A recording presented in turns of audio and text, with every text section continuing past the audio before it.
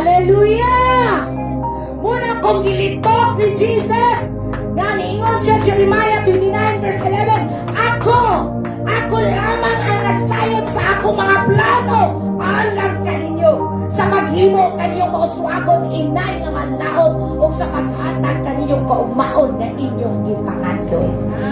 Kung gipamulong na sa Dios, dawat kaya niingon man dire, ingon man sa Isaiah 11, kay samang ang ulan, o ang yelo, sa mga yellow ice, nga mga hulog gikan sa langit, o dili na mo balik dito kung dili mo patubig hinoon sa yuta.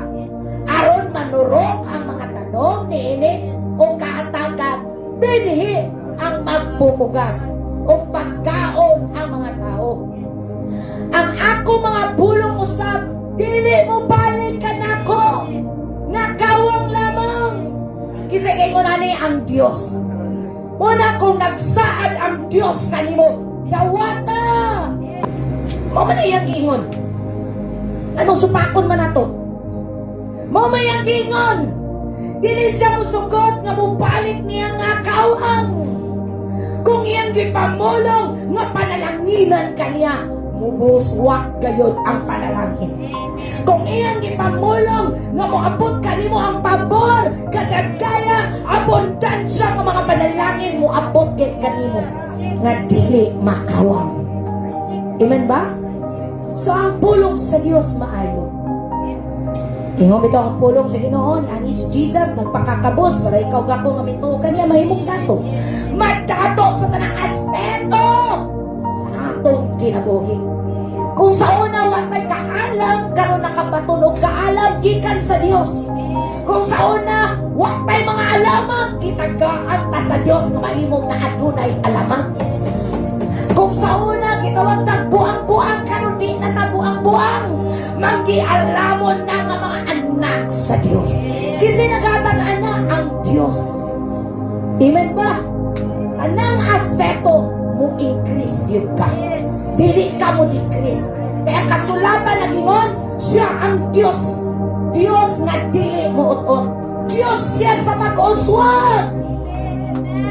Dili sa pag-ut-ut. Kaya si Satanas ay miani aron sa pagkawat. Sumining yan ni Satanas para kawatan ka aron maot-ot ka. Sumining opposite gid sila sa Diyos. Opposite si Satanas o ang Diyos. Kumito niingon dito dayon Juan 10:10, apan si Jesus ni ani aron sa paghatag o magdagayaong kinabuhi.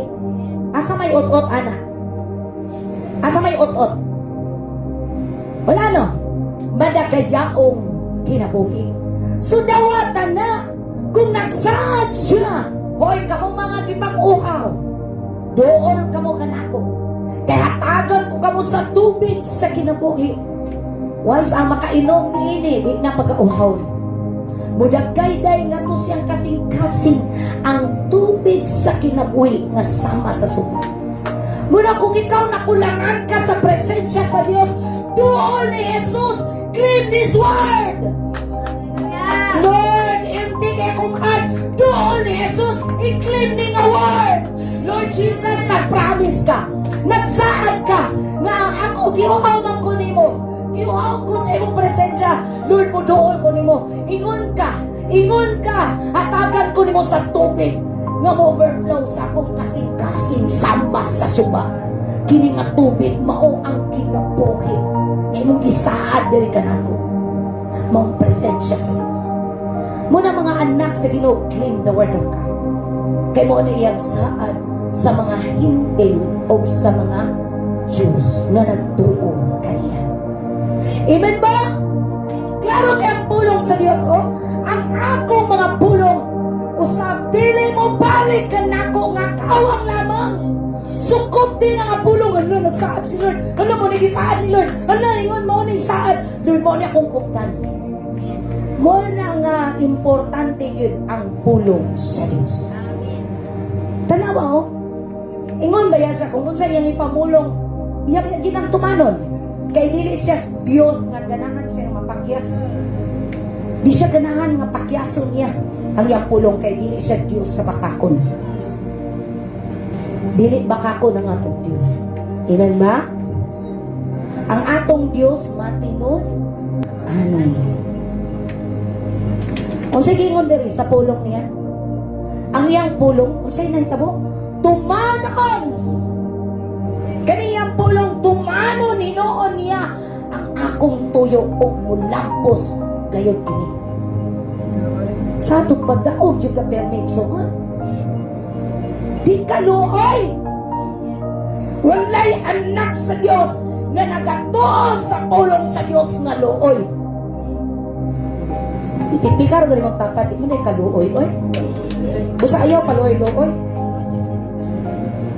Blessing sa imong kinuoy. So mo nang ingon si Jesus ang akong pulong. Usab dili mo bahid ka tako makawang lamang. Tuoy na kay Diyos ang nagsulti.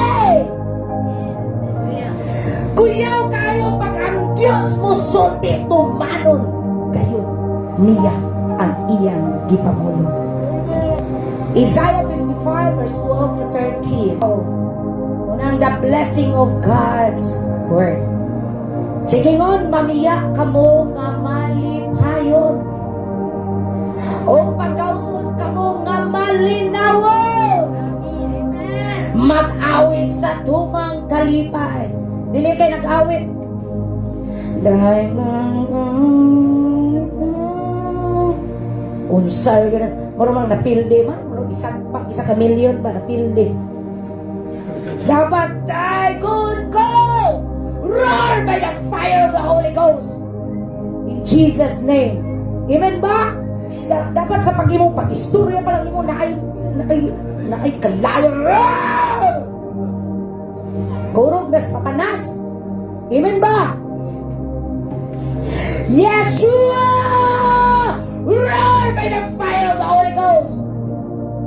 Mabuhi ka in the name of Jesus. Mabuhi ka mo, daog ka mo, lampos ka, binaagi sa pulong sa Diyos.